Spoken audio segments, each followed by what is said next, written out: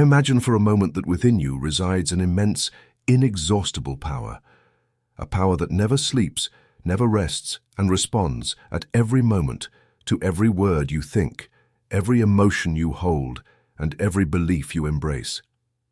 Perhaps no one ever told you this as clearly as you deserve.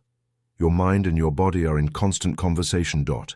And within that secret dialogue, hidden from most, lies the key to health, regeneration, and absolute well-being. And this is not an ordinary text.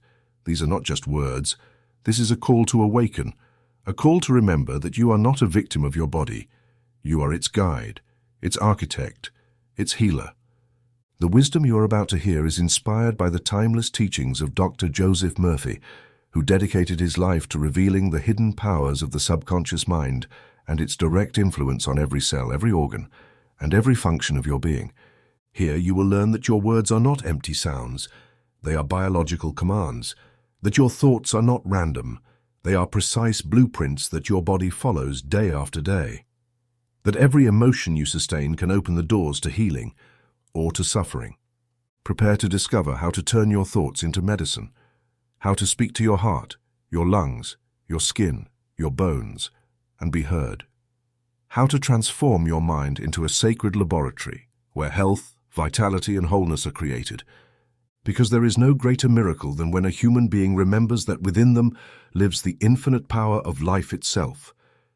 The inner physician is waiting, and that physician is you. Let us begin. This book was not written to entertain you or to impress you with new ideas. It was written for you to apply it, to activate a law that is already operating in your life, even if you are not yet aware of it. I'm referring to the law of the inner word, the one that tirelessly dictates the functional state of every cell, organ, and system in your body.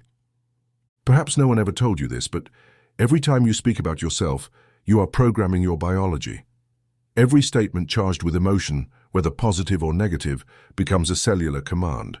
If you say, "I get sick easily," that is not an observation. It is an order. If you repeat, "I have poor digestion," you are training your stomach to fail. But if you begin today to firmly declare, "My body obeys the voice of health that lives within me," then you will be establishing a new authority in your physiology. Most people believe that healing is a matter of doctors, medication, or external miracles.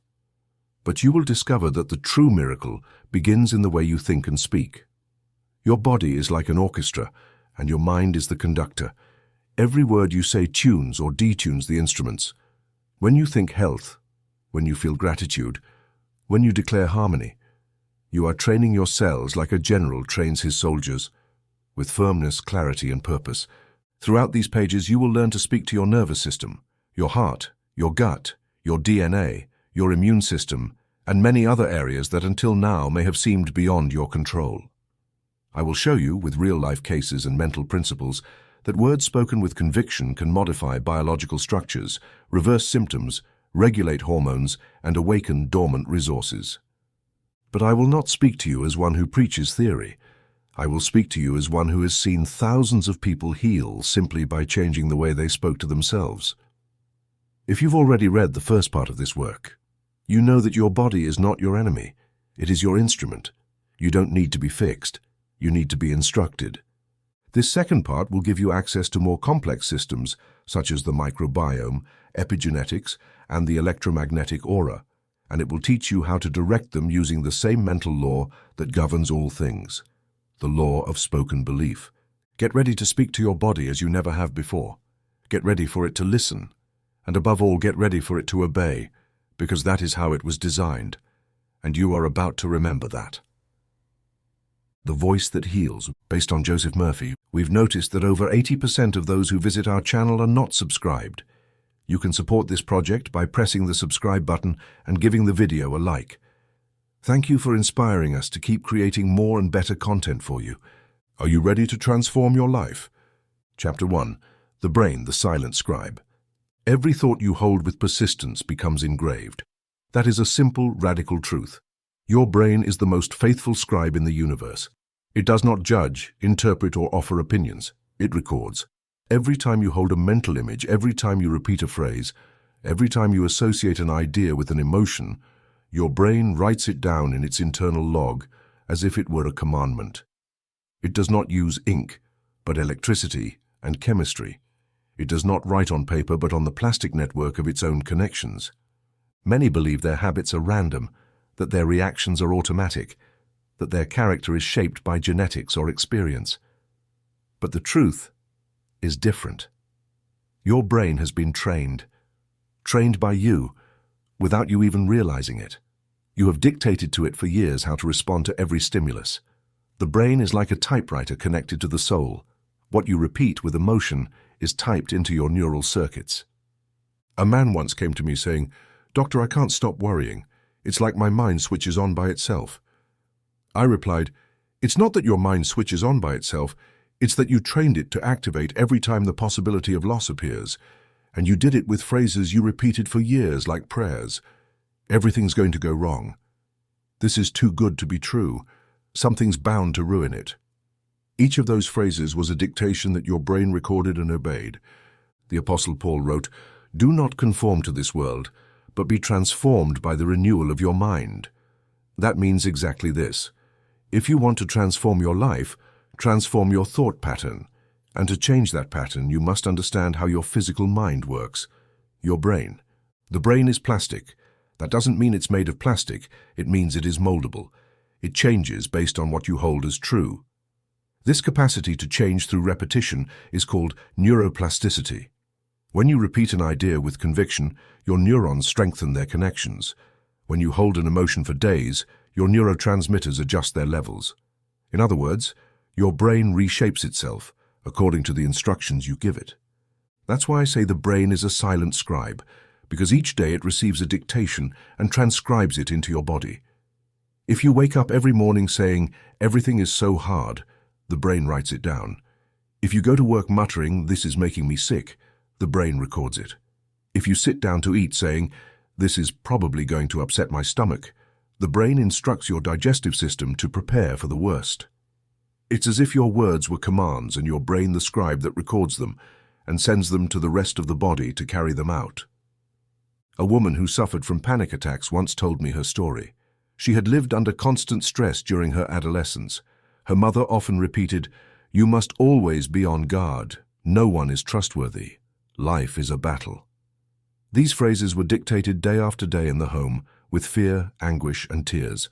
This woman's brain didn't just hear them, it copied them.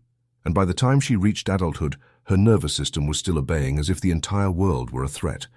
I taught her to repeat, every night before bed and every morning upon waking, "I am safe. God is with me. Everything is resolved in peace." At first it felt strange to her, but after 2 weeks her symptoms began to lessen. After 2 months, her mind no longer reacted with the same alarm to every difficulty. Her brain had received a new dictation, and it had begun to rewrite itself. Never forget this law. Your word is law to your mind. If you repeat it, your brain writes it down. And if it writes it down, your body carries it out. This is not empty suggestion. It is biology. Modern science has proven that every thought produces electrical signals.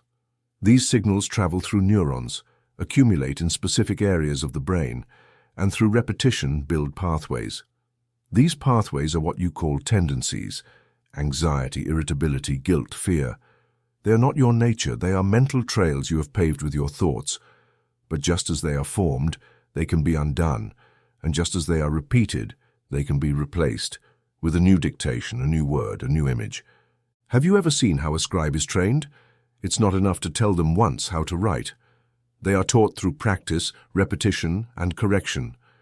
This is how you must treat your mind. It's not enough to think once, "I am well." You must affirm it, repeat it, write it, visualize it, until your brain records it as the norm. A 27-year-old man once told me, "Doctor, I'm trapped in procrastination. I know I need to do things, but I just can't start. I freeze." I asked, "What do you tell yourself when you think about acting?" He answered, "I think I'll probably fail. It's pointless. I don't know where to start." I explained that these phrases were the daily dictation his mind had obeyed for years. His brain, ever obedient, had built pathways of inaction. I asked him to repeat 3 times a day for a month. "Every action sets me free. I know where to begin." I move forward with power. At first, it was hard for him, but by day 21, he noticed that starting tasks wasn't as difficult. By day 30, his routine had changed. What happened? Nothing magical. The dictation changed. The brain wrote a new story. This is what I want you to understand. Your brain doesn't think for itself. It thinks what you give it. It's like a phonograph that plays the melody you insert. If you insert fear, it plays panic. If you insert faith, it plays confidence. If you insert order, it plays coherent behavior. Jesus said, "A good man brings good things out of the good stored up in his heart." That treasure is a disciplined mind, and the fruit of that mind is a life aligned with divine harmony. Now then, what about involuntary thoughts? Many people tell me, "But doctor, sometimes I think things without meaning to. Negative images, doubts, criticisms come to me." That's normal. Your mind isn't empty, it's full of what you've sown. And if you've sown neglect for years, it's only logical that you reap distraction. But here is your power. You can choose what to sow starting today. Every time a thought arises that you don't want, don't feed it. Don't fight it. Don't deny it. Simply replace it. Say out loud, "I cancel this idea. Only divine truth operates in me." Then affirm with conviction what you do desire. "I am at peace. I am aligned. God guides me." Repeat this often. Your brain will record it and begin to obey. Remember, the brain records what is repeated with emotion. That's why it's not enough to repeat phrases without feeling. You must put intention into them. You must feel that each word is true, because the subconscious responds not only to the form but to the tone, not only to the content but to the energy. Chapter 2. Autonomic nervous system, wiring of light. Your body not only breathes, beats, and digests automatically, it also responds minute by minute to the tone of your mind. That tone is not abstract. It has a language. This language reaches the autonomic nervous system. This system, which regulates heart rate, digestion, breathing, blood pressure, immune response, and many other functions, does not operate by chance. It is directly connected to your mental state. It is like an orchestra that doesn't play its own sheet music but listens to what you dictate and plays accordingly. Now, this orchestra has three main sections: the sympathetic system, the parasympathetic system, and the vagus nerve. The sympathetic system activates when your mind interprets threat or urgency. It is the alert system, fight or flight. The parasympathetic system activates when your mind interprets peace, safety, and trust. It is the system of rest, digestion, and healing. The vagus nerve, named not for laziness but for its vast reach, is the great channel that regulates the balance between the two. It originates in the brainstem, but travels through the chest, abdomen, and heart, like a living root of light connecting your entire being. Most people live with an overstimulated sympathetic system, not because the body is harmed, but because the mind has sustained years of urgent, worried, comparative, scarce, or fearful thoughts. Each of those thoughts emits a tone, and that tone activates responses. Your breathing quickens, your muscles tense, your stomach locks, your mind scatters. This is not illness, it is obedience. The nervous system is following orders. A 51-year-old businessman consulted me for insomnia, mild hypertension, and irritable bowel. His doctor said there was no severe organic damage. He was prescribed anxiolytics, but he wanted a deeper solution. He told me about his mental routine. I wake up thinking I'm late. I shower thinking about what's missing. I drive thinking about all that could go wrong. I replied, "Your body doesn't sleep because you don't give it permission to rest. Your sympathetic system is operating as if it's climbing out of a perpetual fire. But there is no fire, only a poorly trained mind." I then taught him how to reprogram the tone inside. I explained how to move from a state of alertness to a state of coherence. Coherence doesn't mean perfection, it means synchrony. When your breathing, thoughts, and emotions align in a harmonious sequence, the nervous system reorganizes. The parasympathetic system takes command, the heart stabilizes, muscles release tension, the stomach resumes digestion, and your body enters deep repair. How to achieve this transition? There is a simple protocol you can use anytime during the day. I will call it the 90-second exercise. It consists of the following. When you notice your body tensing, your breathing becoming shallow, or your mind scattering, stop. Bring your attention to the center of your chest. Breathe deeply through your nose for 5 seconds. Then exhale through your mouth for another 5 seconds. Repeat this cycle for 9 rounds. While breathing, mentally repeat a short, affirmative, and gentle phrase. It could be, I am at peace, I am safe, or God guides me. Why does it work? Because the autonomic nervous system responds to rhythm, and when you set a rhythm intentionally, the system responds. It does so because its design allows it. Breathing not only oxygenates, it informs. It doesn't just sustain life, it regulates it. Simply put, your breath is the key that opens the door between mind and body. When you breathe consciously, you give the order of coherence. And when that order lasts more than a minute, the entire body reorients. The Bible says the breath of the Most High gives life. That is not just a spiritual figure of speech, it is a physiological truth. Breath has power because it communicates, and what it communicates is your faith. If you breathe in agitation, your body believes there is a threat. If you breathe in soulfulness, your body believes there is order and acts accordingly. A single mother, a high school teacher from Peru, wrote to me saying her menstrual pain was unbearable. She had tried several treatments without lasting success. When we talked, she told me that in the days before her period she often said, "The punishment is coming, torture again." I explained that those phrases were not complaints but orders, decrees in disguise, and her nervous system obeyed. I asked her to do the 90-second exercise 3 times a day for 30 days. I suggested this affirmation: my body is my ally, everything in me flows with ease. I am harmony in motion. After 15 days, she noticed less tension. After 30 days, her symptoms had decreased by over 70%. The change did not come from outside. It was dictated from within. The sympathetic system is not your enemy. It defends you when needed. The mistake is keeping it activated when there is no danger. Many live in this chronic state of alert because they have trained their minds with fear, negative news, images of failure, and words of struggle. But you can retrain it. You can teach it that there is another way to live. You can make your mind a field of peace, and that field will generate new responses throughout your system. The vagus nerve, that great connector between your mind and your organs, has been called by some scientists the nerve of compassion, because it activates when you hold thoughts of tenderness, gratitude, love, or trust. When you bless your body, the vagus nerve transmits that blessing to your lungs, your heart, your intestines. Science has proven this, but mental law already knew it. When you repeat with faith, "I am health in action, I am divine order working," you are sending an electric impulse through the vagus nerve. That impulse activates the parasympathetic system and the body relaxes. Blood pressure drops, digestion improves, healing begins. You don't need to be a doctor to understand this. You only need to observe yourself. What happens when you get scared? Your breathing changes. What happens when you cry out of gratitude? Your chest opens. What happens when you give thanks before sleeping? Your sleep deepens. All this happens because your nervous system responds to your inner tone, and that tone is in your hands. I have taught this principle to thousands of people, and the response is always the same. Why didn't anyone teach me this before? I answer because schools don't teach it, but now you know, and now it is your responsibility to use it.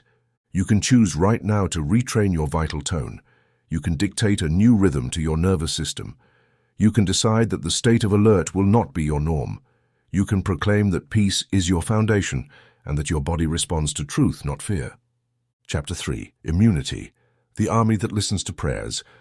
Your immune system is not an isolated entity or a blind force acting at whim. It is an internal army of specialized agents whose function is to protect, recognize, and regenerate. But like any army, it needs a chain of command. That chain is your mind, or even more, your word. The soldiers of your immunity, lymphocytes, cytokines, macrophages, T cells, do not work with absolute autonomy. They obey, and they do so according to the emotional climate you maintain and the images you cultivate. Every thought you harbor about your safety or fragility is received as a signal. Every image you hold of illness or strength is interpreted as a directive, and every phrase you repeat about your body, whether out loud or mentally, is taken as a literal order by the system that governs your defenses. A 39-year-old man wrote to me from Buenos Aires. He had been struggling for over a decade with recurrent respiratory infections. He had tried vaccines, supplements, restrictive diets. Nothing lasted. When we talked, I detected he used a repetitive phrase whenever he spoke about himself. My defenses are down. He didn't say it with destructive intent, but he repeated it as a diagnosis. I explained firmly, your subconscious does not evaluate whether you are joking or quoting the doctor. It simply records. And if you tell it your defenses are down, it instructs your immune cells to obey that blueprint. I suggested replacing that phrase with a new one. God is my shield. My cells protect me. I am filled with defending light. After 21 days, he already felt more energy. At 40 days, he had no new episodes. Not because of any external medicine, but because of an internal verbal reprogramming. This is not magic thinking.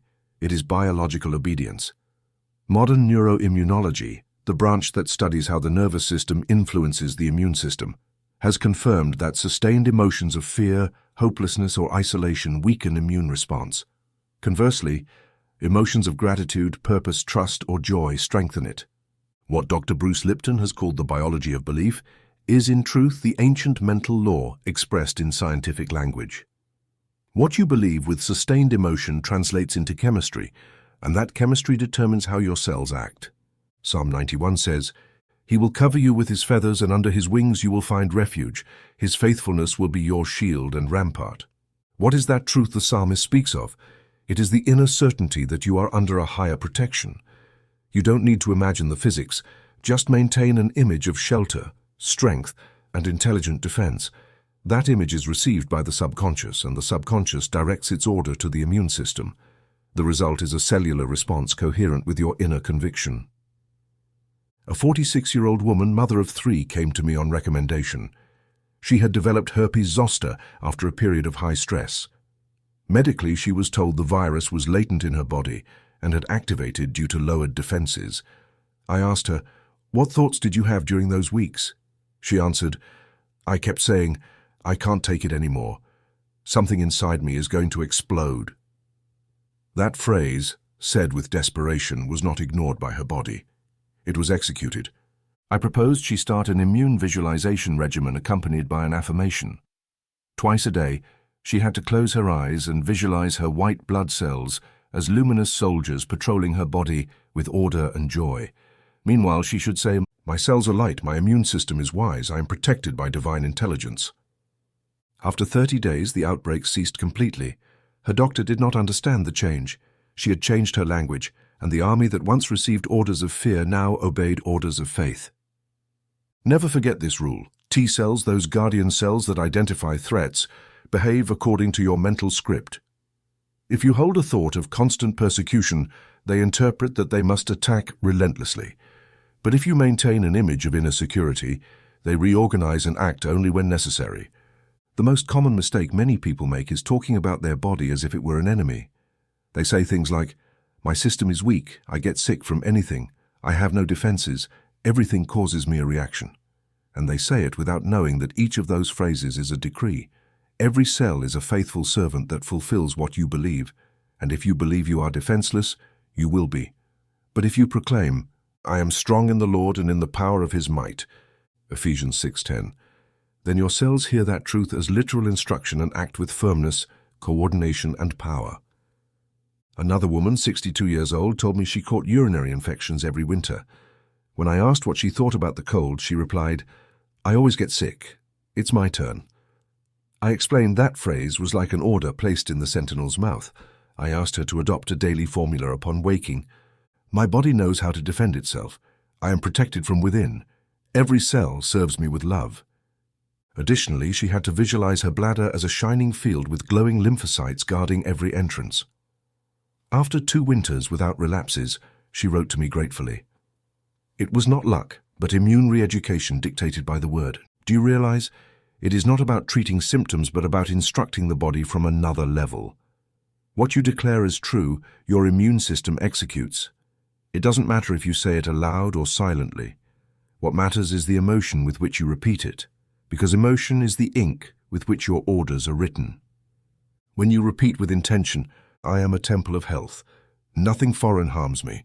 Everything in me cooperates for my well-being,' you are reprogramming the behavior of your cellular army. And that army does not need whips or threats. It needs clarity, leadership, and direction. You are that leader. Many have asked me, how can I visualize something I cannot see? I reply, do you see Wi-Fi, air, or radio waves? No, but you know they exist. Why do you think your cells don't receive your message? The answer is they do, and they do because they are designed to obey the tone emitted by your nervous system, which in turn receives the tone from your mind. Here is the simple truth. Every time you pray with faith, you are reorganizing your defenses. Every time you bless your body, you are strengthening your immunity. And every time you fear, doubt, or curse, you are weakening your inner army. That is why I invite you to do this starting today. Adopt an internal protection formula. Repeat it at least 3 times a day. God is my shield. My cells surround me with light. No evil prospers in me. Say this like giving an order to the battalion. Do it firmly, without hesitation. Then be silent. Let the subconscious translate your decree into biological action. You don't need to understand every detail of the immune system. You only need to give it the correct instruction. It will do the rest. Because that is how it was designed. Because that is how the law works. Chapter 4, Microbiome. Crowds that speak your language. Your body is not made up only of organs, blood and bones. Inside you lives a living community that silently participates in your digestion, your energy, and your mood. That community is not symbolic. It is biological. It is made up of billions of microorganisms, bacteria, fungi, archaea, that live mainly in your gut. This collection is called the microbiome, and what you need to know is this. Your microbiome also responds to your thoughts. For many years, it was believed that bacteria were just enemies that needed to be eradicated. But modern science has shown that many of them are your allies. They help you digest, absorb nutrients, produce neurotransmitters, synthesize vitamins, and regulate your immune system.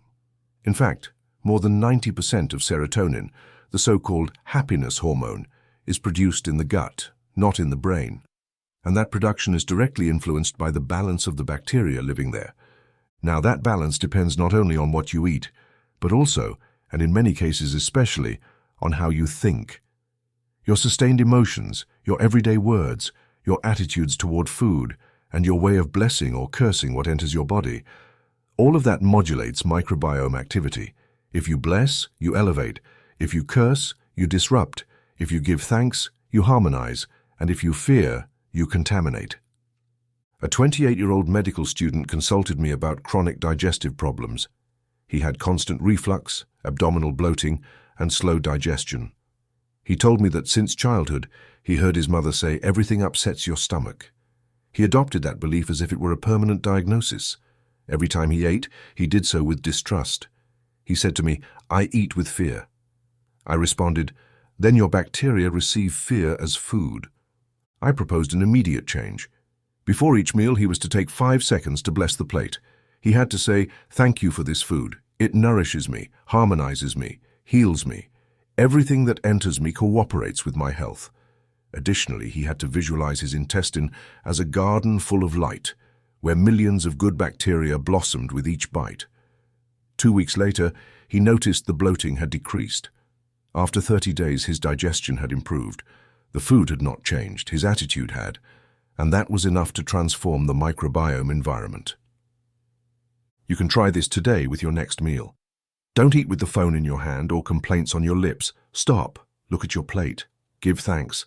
Whisper or silently say, "Everything I ingest blesses me. My bacteria cooperate with my health. I transform this food into well-being." Do it 3 times a day. You don't need to understand the names of bacterial strains.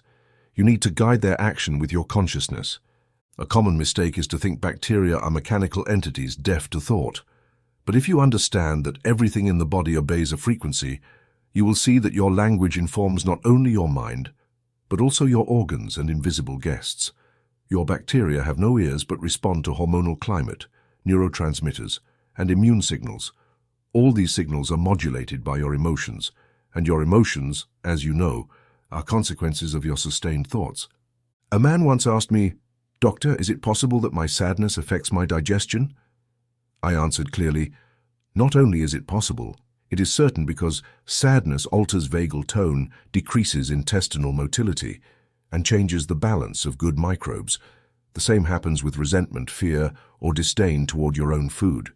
When you repeat, 'This upsets me,' The body listens, the gut obeys, and the microbiome acts according to the order. That is why Jesus said, "It is not what enters the mouth that defiles a man, but what comes out of the mouth." That phrase does not deny the importance of what you eat. Rather, it affirms that the spirit with which you live is more decisive than the ingredients. What comes out of your mouth, words, beliefs, decrees, organizes your body's response to what you ingest. You can eat a nutritious meal and turn it into poison if you do so with guilt, anxiety, or fear. And you can eat a simple food and turn it into medicine if you accompany it with peace, gratitude, and faith. A 55-year-old woman consulted me for persistent intestinal candidiasis. She had followed strict diets, antifungal supplements, and medical routines, but the symptoms always returned. In our conversation, we discovered her pattern was self-punishment. She told me, "I punish myself for everything I eat." Her body received food, but her mind sent guilt. I asked her to do the following before each meal for 30 days. Place her hand on her abdomen and repeat, "I do not punish. I nourish. This food gives me life. My body cooperates. My flora flourishes." After 30 days, her digestive well-being was noticeable. It was not the diet, it was the word. The gut is like a silent assembly. You are the president, and your tone is the law that governs that microbiome parliament. If you speak with gratitude, the members cooperate. If you speak with disdain, the members rebel. You decide what kind of leadership you exercise over your digestive system. You don't need to become an expert in microbiota to apply this. You only need to understand that words do not remain in the air. They enter your nervous system, translate into signals, transform into chemistry. And that chemistry becomes an internal ecosystem that is either favorable or unfavorable.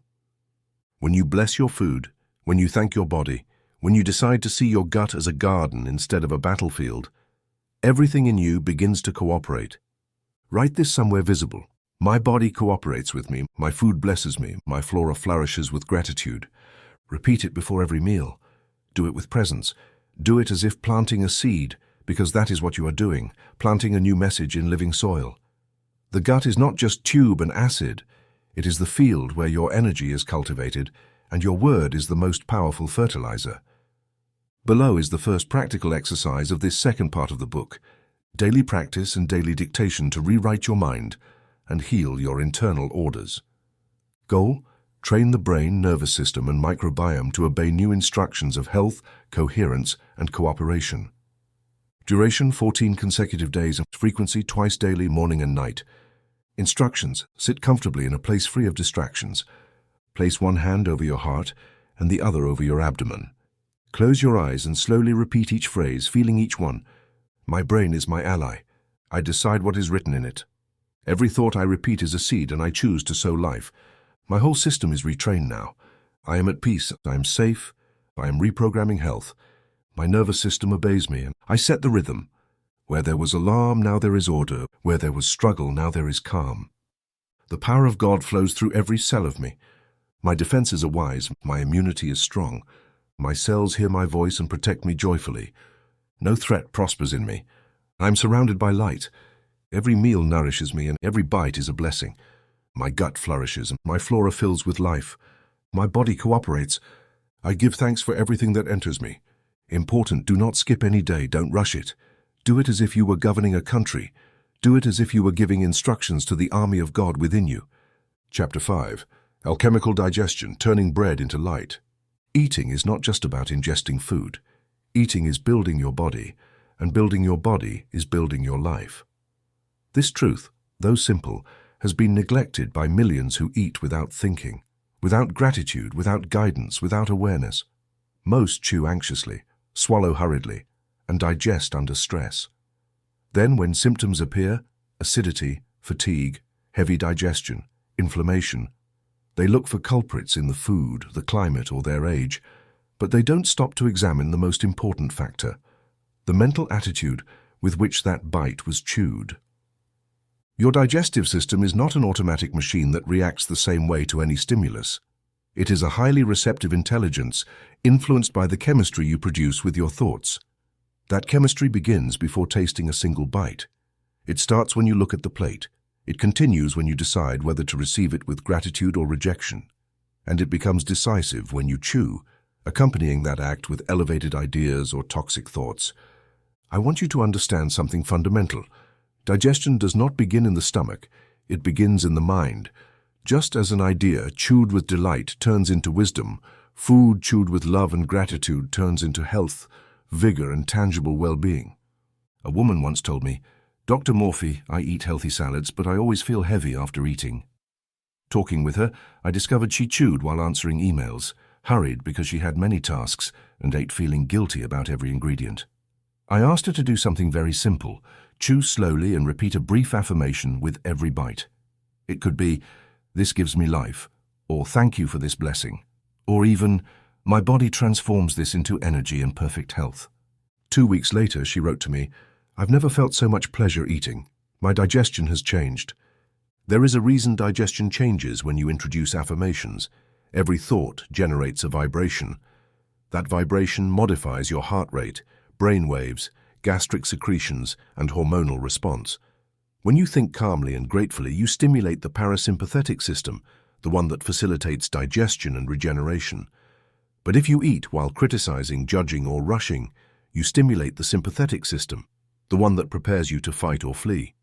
And nobody digests well while fleeing. Jesus broke bread, blessed it, and shared it. That act was not merely ritual. It was a way of showing that bread, once blessed, becomes more than food.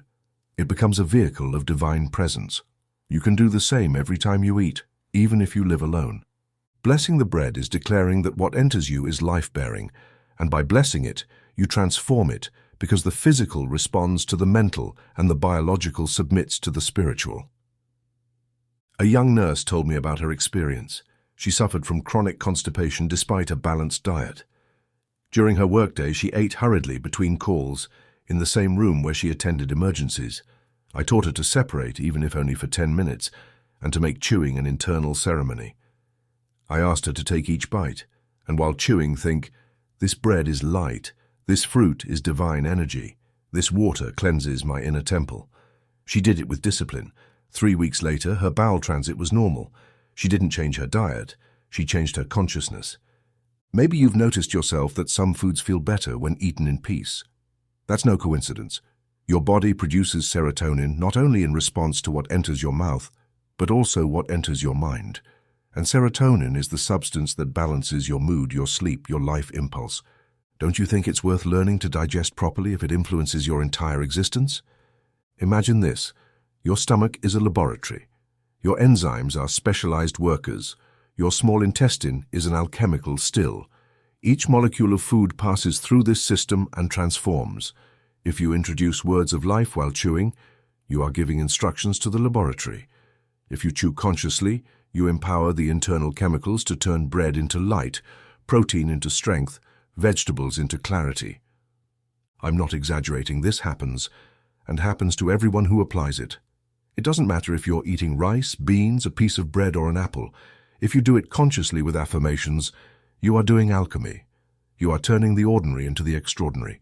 You are applying a law that transforms not only your body, but also your relationship with life. Write this on a sheet of paper and place it where you can see it every day. I eat in peace, I chew with gratitude. Each bite is a spark of health. My whole body cooperates. Say it before every meal. Don't repeat it like a mantra. Repeat it like one who blesses, like one who gives orders to their own internal pharmacy. You may wonder, what if I forget to do this? Then do it at the next meal, and the next, and the next, because every time you chew, you have a new chance to rewrite your health. Don't punish yourself for having eaten in a hurry. Thank on time and do it again. Your body doesn't want perfection, it wants direction. Think of your affirmations as invisible spoonfuls feeding your nervous system.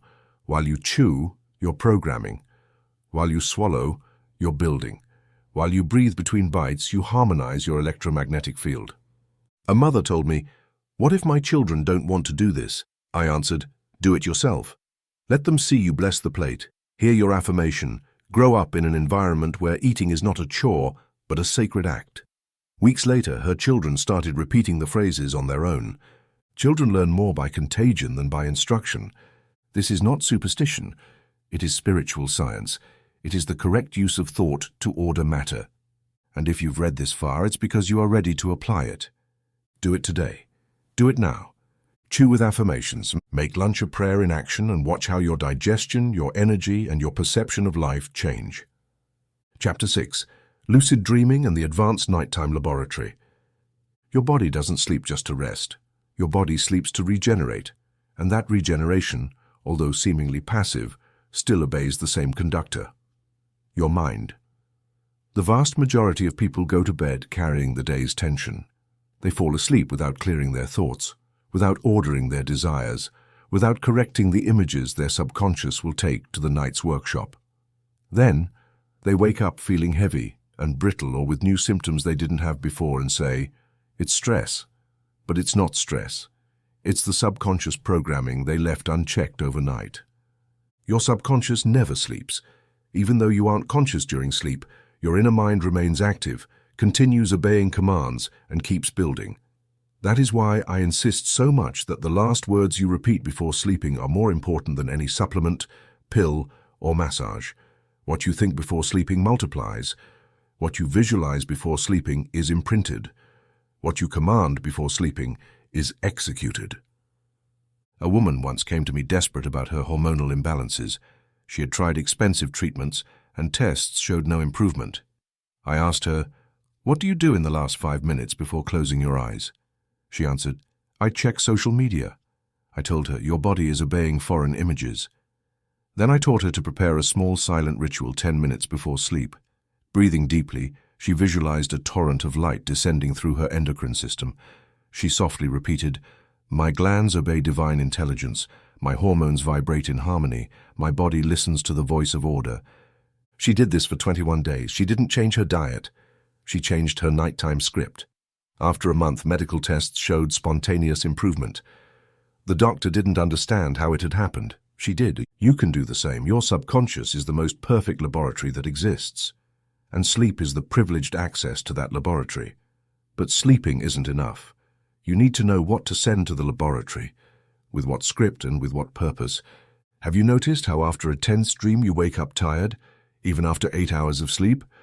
And how after a restorative dream you can wake before your alarm full of energy? This doesn't depend on the length of sleep. It depends on its content. The content of your dream depends on the content of your mind. There is no mystery here. There is law. REM phase, rapid eye movement, is when the brain generates its most creative waves. Memories are restructured here, tissues regenerate, the immune system modulates, glands activate, and mental programs are implanted that will become automatic the next day. If you use this phase wisely, you can reprogram your body from within effortlessly. A young man with acne problems asked me if he could use this technique. I said, "Every night, when you close your eyes, visualize your skin as a clean field. Repeat, 'My skin obeys love.' Every cell receives the message of purity and rebirth." He did it. It wasn't magic, it was mental. After a month, his face was different, and so was his confidence, because not only did his skin change, but his internal instructions did too. Remember, what you don't correct awake, you perpetuate asleep, but what you sow just before sleep blossoms without interference. Deep sleep is a moment when the critical mind rests, and by resting, it clears the way for whatever you have planted. Here is where affirmation becomes seed. I want you to practice this starting tonight. You don't need candles, incense, or special music. You only need will and direction. Close your eyes, breathe, and quietly repeat a simple formula. You can use this one. While I sleep, my body heals, and while I dream, my mind organizes. Every cell obeys love. My whole being renews in silence. Repeat it with faith without forcing it, like handing a letter to a trusted messenger, and let your subconscious carry that message to the night's laboratory. Do this for 21 days and note the changes. Not all will be physical, some will be emotional, some decisions will flow effortlessly, and some intuitions will come upon waking. All of these come from the same laboratory. Some have told me, "But Dr. Murphy, I have insomnia." And I tell them, don't call insomnia with your mouth. Start calling sleep with your mind. Don't lie down saying, "I hope I sleep well." Say, "I sleep deeply, I dive into God's peace, I am guided by perfect rest." Even if it takes a few more minutes, your subconscious will hear you, and each following night will be easier. Some think sleep is passive, it's not. Well-directed sleep is an active tool. The wise of the past knew this. Jacob dreamed of angels ascending and descending a ladder. That ladder is symbolic. It is the channel between the conscious and subconscious mind. What you climb during the day descends as experience upon waking. The body only follows orders given to the soul, and the soul works at night. You can use this principle for any area: health, creativity, decisions, relationships. An executive told me, "I have a tough decision to make and don't know what to do." I recommended he repeat before sleeping, "The divine intelligence within me knows the answer." While I sleep, I receive perfect clarity. I wake with certainty. He did. 3 days later, he woke with a simple, powerful idea that solved the dilemma without conflict. He told me with a smile, "I didn't think it. It just came to me." That's how the nighttime laboratory works. You don't need to understand how it happens. You only need to practice it. Digestion happens without you understanding biochemistry. Healing sleep is the same. Your task is to sow. God makes it grow. Your duty is to deliver the script. The divine mind executes it. I ask you, are you willing to use your sleep as an ally? Are you ready to train your nighttime mind? Then start today. Stop bringing your fears to sleep. Bring your affirmations. Stop dragging yesterday's garbage into the next day. Bring your highest vision and make sleep what it always should have been, the secret laboratory of your life. In the next chapter, I will teach you how to use the creative power within your sexual energy to regenerate not only your body, but also your emotions and your mood. It's not theory, it's law, and you can learn to apply it. Chapter 7. Sexual Energy, Dynamo of Regeneration. Every impulse in the human body has a creative purpose. Nothing was placed in you for guilt, excess, or repression. Every organ, every gland, every current of energy was precisely designed by divine intelligence. Sexual impulse is no exception. In fact, it is one of the most powerful instruments of renewal you possess. The difference between someone who uses it wisely and someone who wastes it is like the difference between a farmer who plants his seed in fertile soil and another who throws it to the wind without direction. I tell you this clearly. Sexual energy is creative energy, and all creative energy can be directed, transformed, and applied for other purposes if you consciously decide to do so. Many men and women have wasted their vigor for years without understanding this. Then they wonder why they feel tired, sad, irritable, empty. What they lost was not just a physical discharge. What they lost was vital energy, magnetism, glandular balance. A woman came to me with symptoms of chronic fatigue. Her doctor told her there was no apparent physical cause. I asked about her emotional life. She confessed she used sex as an escape from anxiety, but then felt worse. I told her firmly, "You are using a sacred energy for fleeting ends. That energy was not designed to numb the soul, but to elevate it." I taught her a simple prayer she repeated for a week. "All my creative energy is consecrated to love, health, and renewal.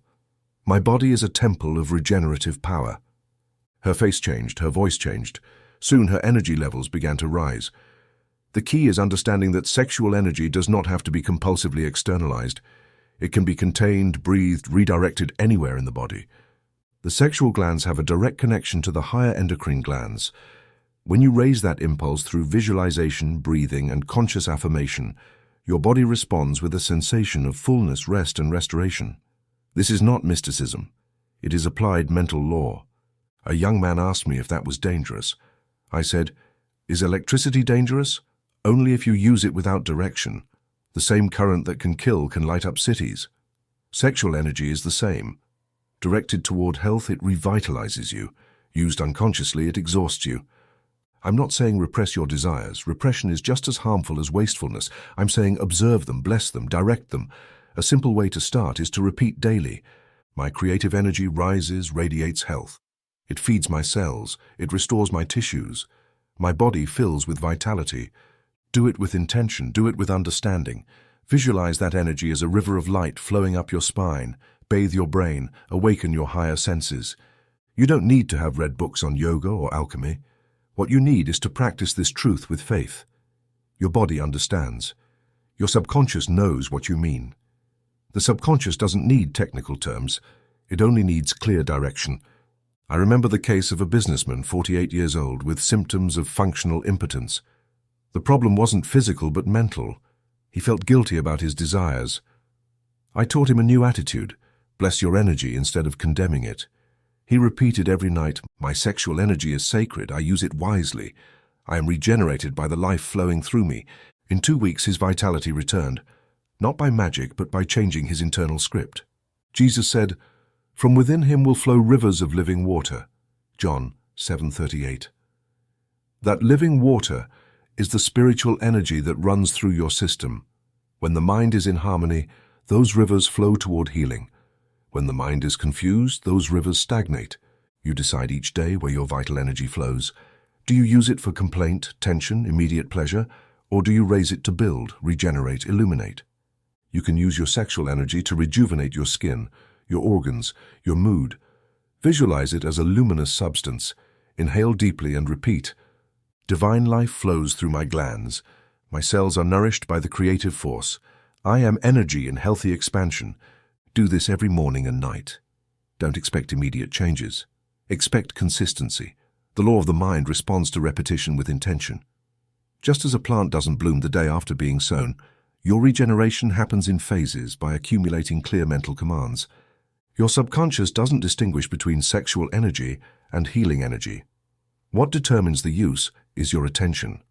Where you focus your mind, that energy flows. If you focus on fear, it drains. If you focus on renewal, it transforms. Many have used this teaching to improve their relationships, physical strength, and hormonal system. You can too. Imagine a battery charging. That is your body when you raise your creative energy with intention and word. You don't need to do anything special. You only need to think correctly, speak with power, and visualize with faith. That is enough. Your body is an obedient instrument. The subconscious gives the orders, and you decide what to write in it. In the next chapter, I will teach you how to rewrite the patterns you inherited from your family, even those you thought were inevitable. Your blood also obeys the mind. Your lineage can be healed by your word. And now, since 2 chapters have passed since the last exercise, here is your second practical exercise.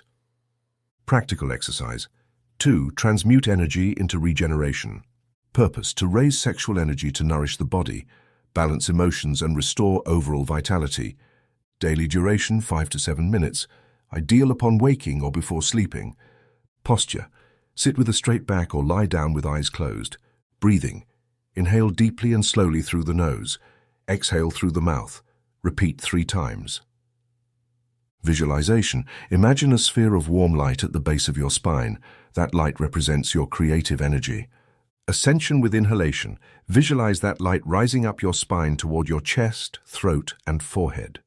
Decree: while visualizing, mentally or verbally repeat, "My creative energy ascends, feeding my organs. It restores my mind. I am a temple of regeneration."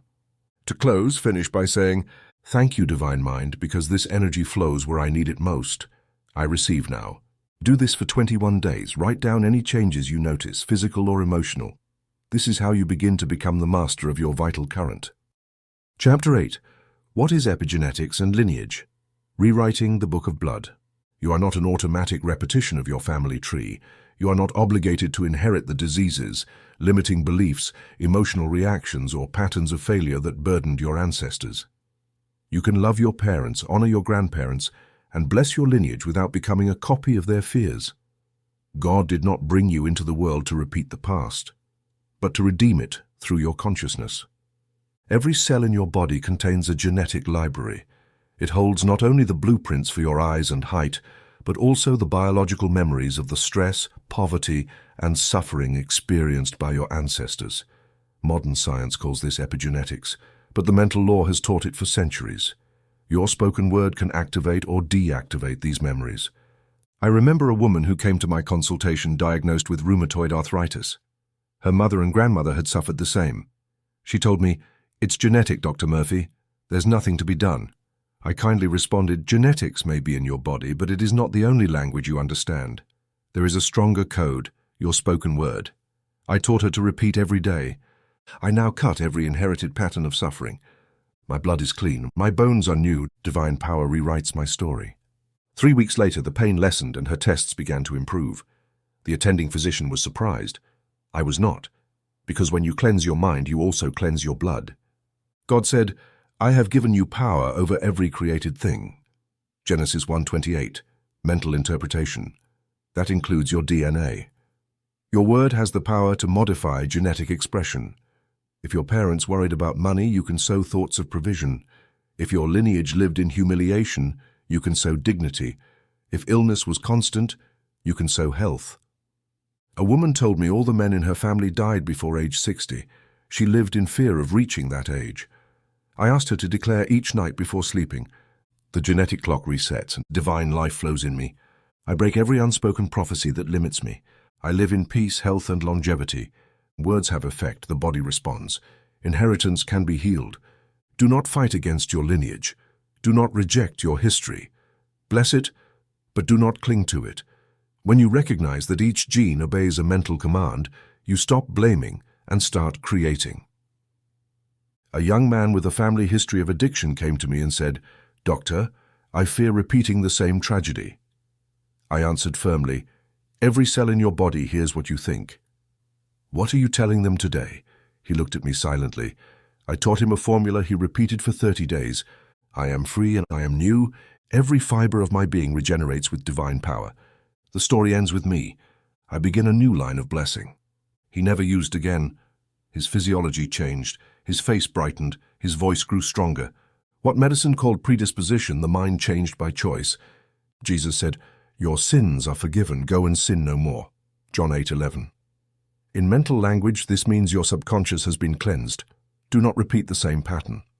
When you affirm a new truth and repeat it with conviction, you break invisible contracts you signed unknowingly. There are ancient voices living in your blood, but there is a stronger voice in your spirit, and that is the one you choose to listen to. The Bible says life is in the blood. Leviticus 17:11. This is literal and symbolic. What you think affects your blood pressure, oxygenation, and heart rate. More than that, it determines which genes are expressed and which are not. You don't need to understand advanced biology to benefit from this truth. It's enough to affirm, "My cells hear my voice. I choose which inheritance to activate. My lineage is redeemed by the power of my thought." It is not about denying history, but about assuming your place as an agent of renewal. Your lineage is waiting for someone to say, "Fear ends here. From me begins peace." That person can be you. In fact, if you are reading this, you are that person. Now I give you a simple but powerful protocol I call the 21-day ancestral amnesty. If you do it with faith and do not skip a single day, you will feel your body, relationships, and circumstances begin to align with a new current. 21-day ancestral amnesty protocol. Objective: cancel inherited mental and emotional contracts and activate new spiritual coding in your cells. Daily duration: 10 minutes upon waking and 10 minutes before sleeping. Materials: a mirror and a notebook. Step 1, affirmation in front of the mirror. Look yourself in the eyes, breathe deeply. Repeat 7 times firmly aloud. I release you and I release myself, and I give thanks and let go. My blood is new and I bless all who came before. I choose now. Step 2, writing the break. In your notebook, write each day, and today I release the pattern of underscore underscore underscore underscore underscore underscore underscore I inherited. I no longer need it. I choose instead underscore underscore underscore underscore underscore underscore underscore. Example: today I release the pattern of fear of money I inherited. I no longer need it. I choose instead trust and divine provision. Step 3, visualization. Imagine a line of ancestors behind you. Visualize a golden light descending over you, extending to them. Mentally say, "Thank you for everything, and I am the blessed fruit, and I live differently, and I live in freedom." Do this for 21 days without interruption. If you fail one day, restart. Your mental commitment generates physical results. In the next chapter, we will talk about a system that seems rigid but responds to praise, the skeletal and joint system. You will learn how to transform your bones into columns of health through decrees and visualization. Chapter 9, Bones and Joints, the architecture that responds to praise. When you think about your bones, you probably imagine them as hard, fixed, inert structures. But that's a superficial idea. Your bones are alive, constantly renewing themselves. They contain cells, blood vessels, vibrational memory, and chemical obedience. Your bones listen to you. They are not static. They are a silent choir following the score of your thoughts. The skeletal system is not just support. It is a spiritual architecture. It is the structure that holds up your physical identity. Symbolically, It represents your sense of permanence, authority, and uprightness. People who stoop under the weight of life, who feel they carry everything on their shoulders, often manifest problems in their spine or joints. This is not coincidence. It is cause and effect. A 63-year-old woman came to me diagnosed with osteoporosis. The doctor told her her bones were fragile as glass. Without realizing it, she repeated that phrase mentally every morning. She said, "Dr. Murphy, it hurts to even breathe." I responded kindly, "Then let's start by breathing new thoughts." I taught her to affirm upon waking, "My bones are living columns of light and strength. I'm supported by eternal power. I do not break, I bloom." I also asked her to place her hand on her sternum each night and repeat, "Thank you, my spine. Thank you, my body. You are strong, you regenerate, you honor me." The first change was emotional. She felt less fragile, more peaceful. The second change was postural. She began to walk more upright. The third was clinical, improvement in bone density tests. What happened? Her body responded to praise. Your bones hear what you say about them. The Bible declares, "The Lord will uphold you on a firm rock." Psalm 42. Mentally, this means that the awareness of your union with absolute good strengthens your skeleton. The rock is not external. It is within you. When you speak firmly, your cells receive rebuilding signals. Your osteoblasts obey. Your cartilage responds. Your vertebrae listen. I know cases of people who improved their osteoarthritis by changing their internal narrative.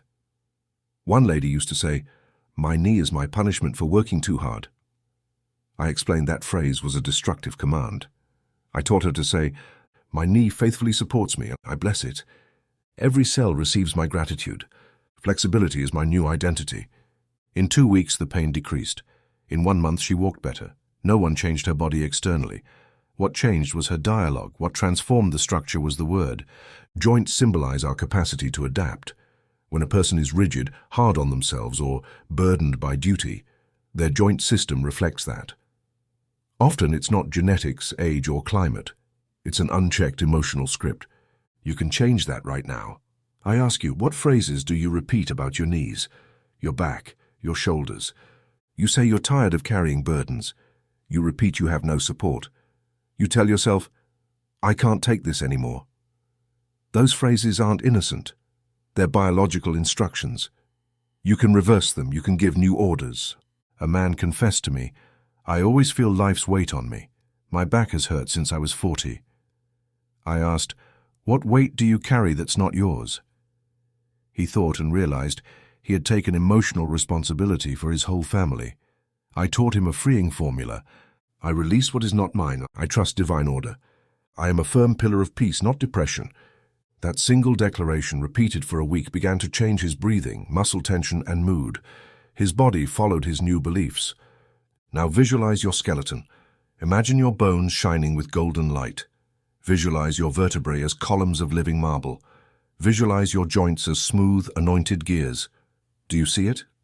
That is your inner temple. It is not broken. It is waiting for you to speak with power. Jesus said, "Get up, take your bed and walk." John 5:8. That command is not only physical, it's mental. It's an instruction to your hips, ankles, spine. When you say, "I get up," your body cooperates. When you declare, "I am firm, I am agile, I am sustained by life itself," you're not inventing something. You are reminding your structure of its original design. Bone marrow is where your blood is made. It's a factory of life. It's not waste. It's an altar. When you speak well of your bones, you bless the factory of your vitality. Did you know that? Few people think of it, but you, reading this, now hold the responsibility to change that story. Don't say anymore that your bones are fragile. Don't say you're old. Don't say you're rusty. Every time you repeat that, your body believes it. Instead say, "My bones are young, my spine is aligned, every joint is anointed with divine intelligence. I am upheld by a power greater than my age." Remember that calcium is best absorbed when there is joy. Posture improves when there is purpose. Pain subsides when there is forgiveness. Your bones record everything: falls, words, traumas, decisions. You can rewrite that record with a coherent, loving, and affirmative narrative. Chapter 10. Auric skin, the electromagnetic field as an external organ. Your body does not end at your skin. Although classical medical science taught for centuries that the limit of the human body was the dermis, Today we know, and spiritual experience confirms, that an essential part of your being vibrates beyond dense matter. This field is called the aura. It is a coherent, sensitive, and highly trainable electromagnetic field. It is your spiritual skin. Just as you wouldn't go out in the street naked, you should not move through life with your energy field exposed, without direction or ceiling. Your aura is not a myth. It is a shield. It is also an antenna, and most importantly, it responds to your words. I want to explain this to you in a way you can use today. Your heart has an electromagnetic field that can be measured several meters from your body. This field changes depending on what you think, feel, remember, or say. When you are in gratitude, in prayer, or emotional coherence, this field becomes symmetrical, strong, vibrant. When you are in fear, guilt, or tension, it fragments, collapses, or opens to external influences. A man wrote to me from Ohio. He said he felt drained every time he went to work. He said, "I can feel fine when I leave home, but by the time I get to the office, it feels like something has stolen my energy." I replied with this image. Imagine your field as a luminous mesh. If it is broken, any vibration enters. If it is intact, everything bounces off. I asked him to affirm before leaving for work. I am wrapped in golden light. I am sealed by the presence of good. Nothing that does not come from love can touch me. 3 days later, he wrote me again. It seems like magic, but now the same co-workers no longer drain me. I feel in control of myself. It was not magic, it was coherence. Jesus said no one lights a lamp and hides it under a basket. Luke 11:33. This lamp is your aura. This light must be high, clear, vibrating from the source of your purpose. When you repeat an affirmation with emotion, your field responds. You don't need to see the aura to know it works. You don't see electricity either, but you don't doubt the light. Auric skin is also porous to your thoughts about yourself. If you live saying, "I am the devil, I have no luck, everything drains me," you are opening holes in your field. If you say, "Everything drains my energy," you are decreeing. The aura obeys, and instead, if you repeat, "I am a channel of health, I am surrounded by an ordered frequency. My energy is not lost, it multiplies." Your field densifies, stabilizes, and becomes selective. A woman told me she couldn't enter supermarkets because she felt dizzy. Her doctor said it was between anxiety attacks. I explained that her aura was without direction. I taught her a simple visualization technique. Before entering the supermarket, she had to close her eyes, take 3 deep breaths, and say, "I carry within me an inexhaustible source. This light surrounds me, protects me, guides me. I radiate order everywhere."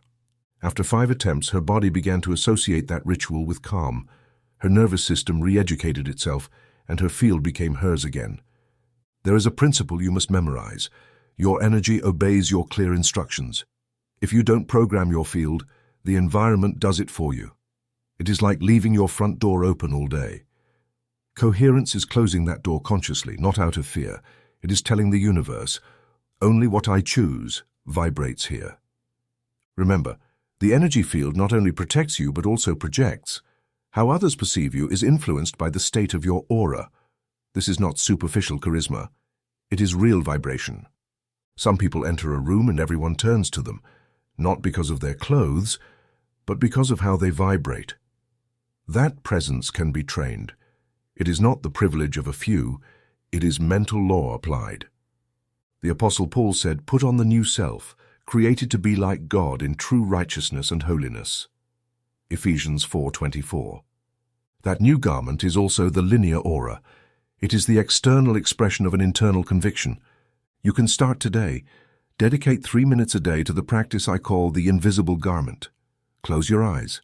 Visualize a white or golden light wrapping you from your crown to your feet.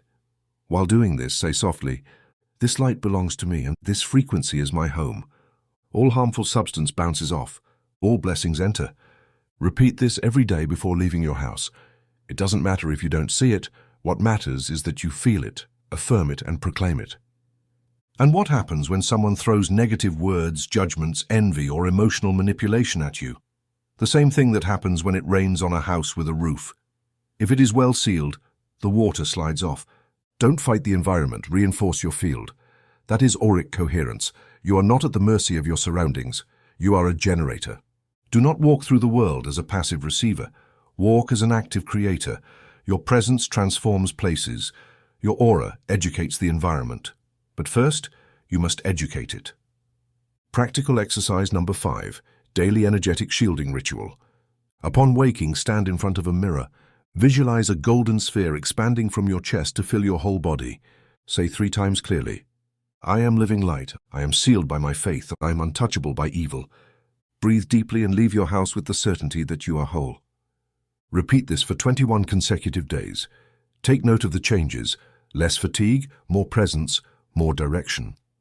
Chapter 11. Biological type, the clock that obeys consciousness. You are not the age your documents say you are. You are the age your mind sustains. Chronological time is not the only time that exists. There is another time, more real and more flexible, that lives inside you. This is biological time, and it responds directly to your beliefs, your emotions, your words, and your inner image. This is not poetry or metaphysical comfort. It is about observable laws that you can use to your advantage if you decide to train your consciousness accordingly. You know people who at 40 are already bent over, rigid, apathetic, and you also know others who at 70 dance, teach, smile, create. The difference is not in genes, but in mental attitude. The mind governs chemistry, and chemistry regulates the cellular clock. When you say, I'm too old for this, the years don't come alone, it's normal that everything hurts. You are writing biological instructions that your body will obey without filtering. But if you change that script and start affirming, I am renewed day by day, every cell in my body listens to the language of rejuvenation, then your endocrine system, your immune system, and your internal organs will begin producing what is necessary to sustain that state. I want you to clearly observe this principle. Your mental age determines your rate of deterioration or regeneration. Science confirms this. Studies on telomeres, the protective caps on DNA, show that they shorten faster under chronic stress, negative thinking, and despair, and they lengthen or stabilize when there is love, purpose, faith, and gratitude. Simply put, if you speak with hope, think with gratitude, and move with enthusiasm, you are literally repairing your internal clock. A woman wrote to me from California. She was 58 and told me, Dr. Murphy, I feel my body is giving up. My skin sags, my vitality is slipping away. There's nothing left to do. I answered her with this question. What are you saying every day? She replied, I always repeat, I'm too old for this. I told her, try an experiment. For 30 days, every morning and night, before sleeping and upon waking, repeat this affirmation with feeling.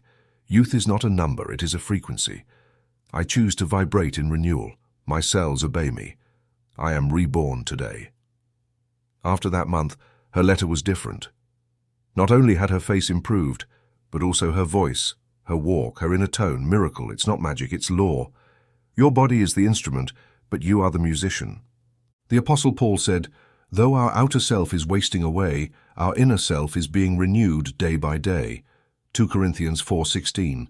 This is not just a spiritual metaphor, it is an accurate description of the mind-body model. Your inner self directs your outer self. Don't use age as an excuse anymore. Use your word as your clock. Every time you repeat a renewal affirmation, you adjust your vital thermostat. Instead of saying, I'm tired because of my years, say, my energy springs from the spirit, not the calendar. Instead of, I don't concentrate like I used to, say, my mind is sharp because the source of my clarity is eternal. The circadian system, that master clock regulating sleep, temperature, digestion, and the immune system, also responds to your mental environment. When you live in chaos, your rhythm is disrupted. When you breathe with order, affirm peace, visualize harmony, that rhythm resynchronizes.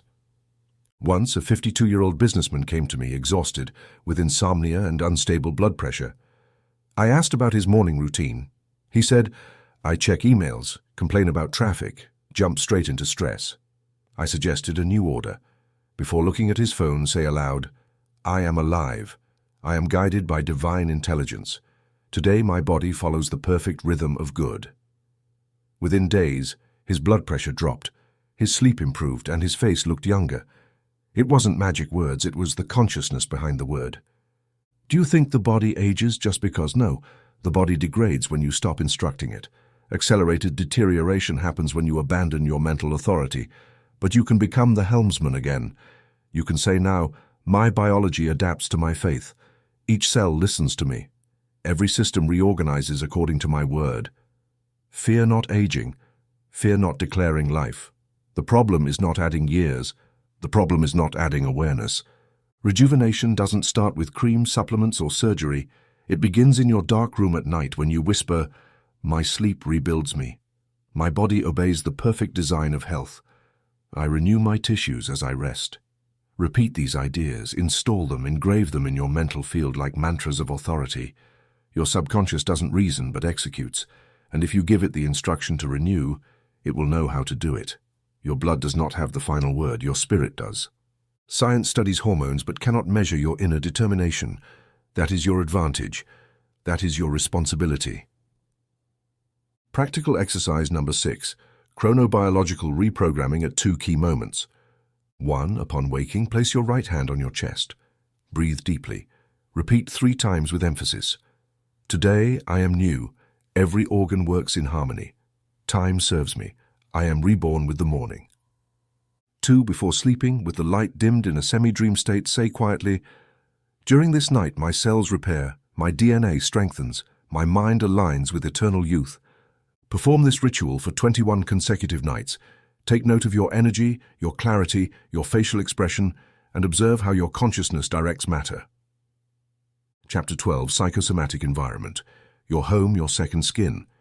Just as your skin covers your body, your home covers your mind, and everything that surrounds it also programs it. The environment is not something external, passive, or merely decorative. It is a mirror of what you believe, what you accept, and what you expect. Your home is a direct projection of your mental world, and if you ignore it, you cannot fully heal. The objects around you carry energy. The walls absorb your thoughts. The mattress where you sleep records your emotions.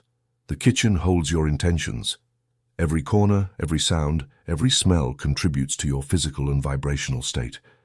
Have you noticed that when you enter certain places, you feel depressed, exhausted, or drained? It's not magic or superstition, it's mental contamination imprinted in the space. The house can also become sick, but it can also heal. God doesn't live only in the temple, He also lives in the room where you pray. He lives in the living room where you bless. He lives in the kitchen where you give thanks for your food, and He lives in the bed where you visualize before sleeping. The question is, have you spoken to your home? Have you turned it into an extension of your prayer, or do you still live among emotional leftovers? A woman came to me with chronic respiratory problems. She didn't smoke, ate well, slept 8 hours, yet her health kept deteriorating. I asked her, "Where do you live? What is your home like?" She replied, "Everything is very cluttered. There are old things, unopened boxes, inherited furniture I never liked." I told her, "Your home is speaking to you. It's telling you your past still lives with you. What would happen if you blessed it? If you let go of what no longer represents your new life?" She obeyed. She gave away what was unnecessary, painted with bright colors, placed positive phrases at the entrance, and above all, blessed every space. 2 months later, her breathing improved without medication. Miracle? No. Mental law. When you declare, "My home is a center of divine health, only peace, harmony, and healing energy dwell here," you are charging the environment with a frequency that restructures your nervous system, endocrine system, and even your immune system. Have you talked to your home? Have you told it what you expect from it? The Bible teaches, better a dry crust with peace and quiet than a house full of feasting with strife. Proverbs 17:1. This doesn't refer only to food, but to the spiritual atmosphere. Your home can give you life or drain it. Some people cleanse their bodies, but not their space. They undergo treatments, but keep sad photos, broken objects, and negative notes on the refrigerator. That's incoherence. You cannot live healthily if you're surrounded by symbols of defeat. Blessing your home is not superstition. It is mental direction. It is ordering your subconscious to accept an environment that supports your health. Every time you clean a surface with intention, you are also cleaning your energetic field. Every time you light a candle with purpose, you are lighting your subconscious mind toward the light. Every time you repeat a positive affirmation upon entering your home, you create a vibrational filter that protects your health. Remember, your home heals you if you heal it first. There is one case I never forget. An elderly widower came to me for advice. He had lived alone for 3 years. He said, My spirit is low. I live in silence. I feel like I'm dying while alive. I asked him, "Have you spoken to your home?" He looked at me without understanding. I explained, "Your home needs to know you have returned to life. Tell it." I asked him to walk through every room saying, "This place now vibrates with joy, health, love, and purpose. I am the one in charge here, and life breathes here." 2 weeks later, he wrote to me, "I've started imitating people. I cook again, sleep better. It's as if I woke up." It wasn't the house that changed, it was his word that changed the house, and the house changed his body. You can do the same. You can declare right now, "My environment is a temple of healing. Every corner cooperates with my renewal. This house listens to my faith." Take authority over what surrounds you. Food is also part of the environment. When you cook, don't do it hurriedly or complaining. Every spoonful carries energy. Every ingredient listens. As you stir the soup, repeat, "This food carries light. This meal renews me. This home knows how to cook health." The power is not in the garlic or the salt. The power is in your intention, your word, your active faith. Don't settle for living within walls. Live in an altar. The music you listen to, the paintings you see, the colors you choose for your room, all impact your nervous system. Choose wisely. Surround yourself with symbols of life, written affirmations, words that declare well-being. One wall with a single phrase can heal more than 100 medicines. A bathroom with an affirmation can remind you of your identity when you look in the mirror. Your home is not just another piece of furniture. It is your energetic envelope. It is your second skin. Practical exercise number 7, the space reprogramming ritual. For 7 consecutive days, perform this protocol. Upon waking, open a window and say aloud, looking outside, "This home breathes life. Everything here cooperates with my health." While cleaning or cooking, repeat mentally, "As I tidy outside, I tidy inside. As I bless this, I bless myself." Before sleeping, walk in circles around the room and say softly, "This house welcomes me. This house heals me. Thank you, thank you, thank you." Feel the change. Don't force it. Don't fake it. Just repeat with intention. You will see how the atmosphere becomes lighter, how your rest improves, and how your body celebrates it. Chapter 13. Total Integration, Ruling from the Inner Throne. You have reached a different stage of the journey. You are no longer a mental patient reciting affirmations hoping to improve an organ. Now you recognize that your body is an organized whole of invisible obediences, all waiting for conscious direction. This direction does not come from technique, ritual, or isolated practice. It comes from internal authority, assumed with faith. Everything you have learned throughout these chapters has been training for one sole purpose: to govern. To govern your biology, your emotions, your environments, your vibration, and your destiny. You are not a body that speaks, you are a spirit that commands and matter listens. Integration is not about repeating more techniques, but about living from certainty. How do you know you have integrated it? Because you no longer doubt, you don't ask if it works, you don't wait for signs, you act like one who holds power. From now on, stop behaving like someone trying to heal. Behave like one who decides what happens in their body. This change of attitude is not arrogance, it is obedience to the mental law. Jesus did not say, "Check the condition of your body before you speak." He said, "Rise, take up your bed and walk." John 5:8. That is authority in action. That is spiritual integration of the physical system. When you stand in your room, breathe deeply and say, "From this moment, everything in me obeys the light that I am." You are invoking the unity of your system. You are making your word the law that coordinates organs, chemicals, bones, thoughts, glands, and environment. You no longer speak to an organ. You speak as the operator of the entire system. That is the difference between the prayerful and the ruler, the student and the executor. You don't need to memorize all the steps of the method if you know the guiding principle. Your body has no will of its own. It only obeys who, the dominant image, the felt word, the intention charged with emotion. That is why if your image is fear, the body weakens. If your image is power, the body organizes. A woman came to me for consultation. She had suffered for years from digestive problems, insomnia, and chronic fatigue. She had practiced affirmations, visualizations, even modern techniques mixing psychology and neuroscience. I asked her, "What do you believe you are?" She said, "A person you want to heal." Then I answered, "That is your mistake. You are a person who has already been healed on the inner plane, and now you are only organizing the evidence." That phrase transformed her. The next week she wrote me saying she slept without help, digested without discomfort, and her mood was higher than it had been in years. What changed? Her identity. You don't need more tools. You need to govern your mental field as the throne of God within you. You have already blessed your food, your skin, your intestines, your aura, your lineage, your sexual energy, your sleep. You already know everything. Now only this remains, a decree of operative humility. Rise today and say, "I am the living law of perfect health. All my organs are under my direction and each system responds to my voice. My blood listens, my skin obeys, my genes rewrite themselves. I am the operator, I am the law." Repeat it upon waking, repeat it while walking, repeat it until your body bows and responds. The soul does not need to repeat much. It only needs to repeat with authority. Have you seen that the subconscious responds to clear images, that the cell responds to charged words, that the hormone obeys the vibrated decree? Now understand this. The whole system can be governed from the throne of the I am. That throne is not physical. It is the firm consciousness that everything inside you is obedience, not resistance, and that no accident, illness, or trauma has more authority than your active faith. Are you afraid of falling ill again? Then you have not integrated, because the operator does not fear. The operator dictates. You have the temptation to check symptoms, medical news, health forums. Then you are not on the throne. You are on the threshold, and it is time to enter. Integration happens when your word does not contradict your attitude, when what you think, feel, and do are aligned, when you don't need to remind yourself what to say because you are already living it.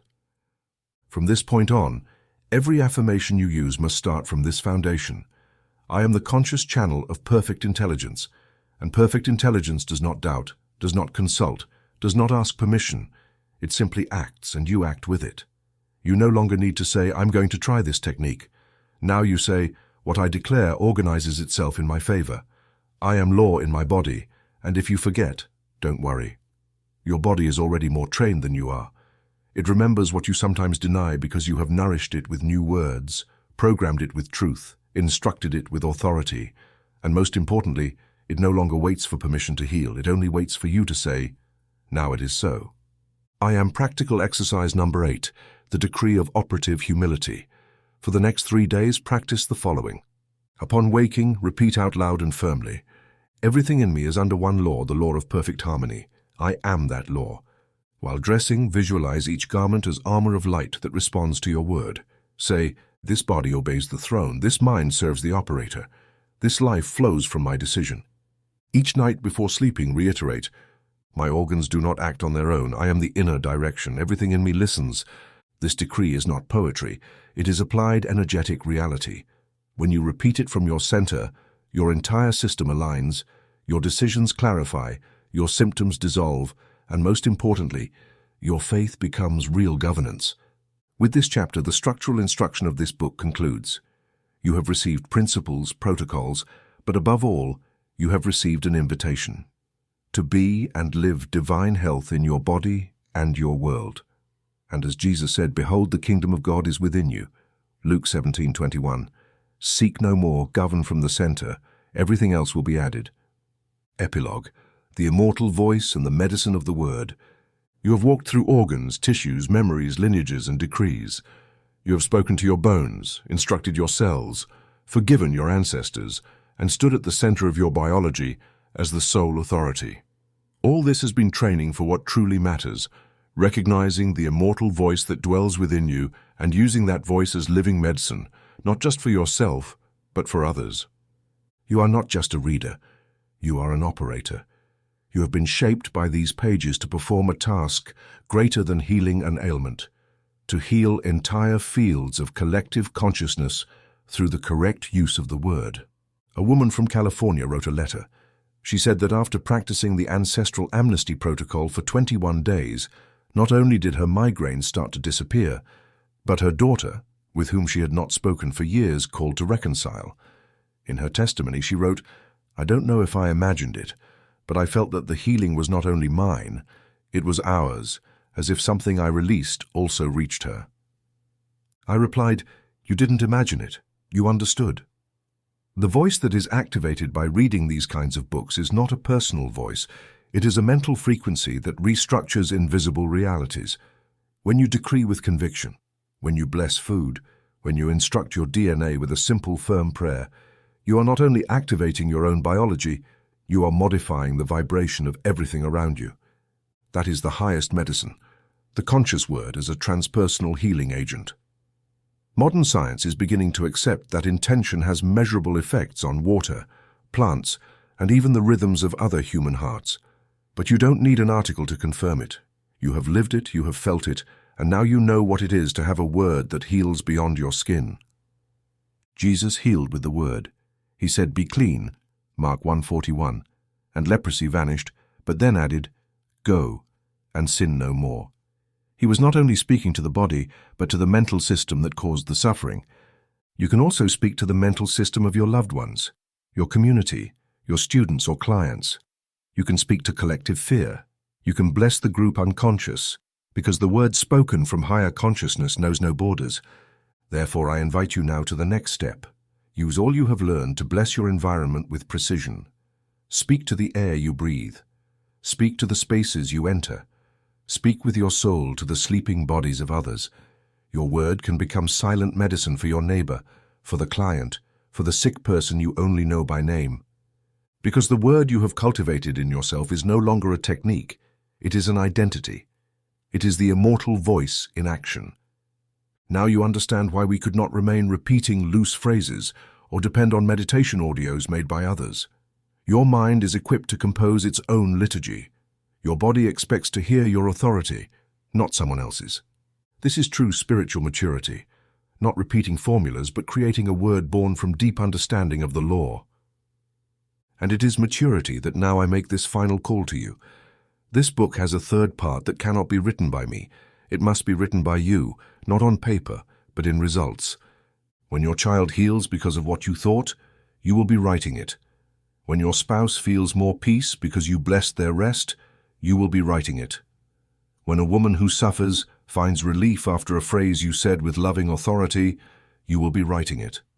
And when you see that what was once suffering now transforms into vibrational stability without external explanation, you will know the medicine of the word has become flesh in your life. There is no need to run campaigns, open centers, or become a professional therapist. It is enough that you speak less from the past and more from your inner throne. It is enough that you direct your verbal energy with purpose. It is enough that every time you say "I am," you know you have given the final command. Remember this: power is not in noise, but in the clarity of the decree. The world is full of useless words, but from now on, you use your word as a scalpel of light, precise, calm, unstoppable. As I have said many times in my lectures, your word is your wand. Do not use it to point out wounds, use it to open paths. Final summary of essential truths to engrave in the soul. Your body is obedient, not autonomous. Your cells listen to every word you say with feeling. Your nervous system is an instrument, not a judge. Your DNA responds more to your voice than to your genes. Faith is not emotion, it is structural conviction. Your physical environment reflects your verbal order. Your food obeys your blessing. Your organs have memory, but you have direction. The subconscious executes what you do not question. Your word is law. Never forget it. And if at any moment you forget everything said here, just repeat this: I am the medicine my body has been waiting for. And by saying it, the immortal voice will return to you, and you will heal and make others heal, because that is the promise that never expires. The word made flesh continues to operate in all who believe.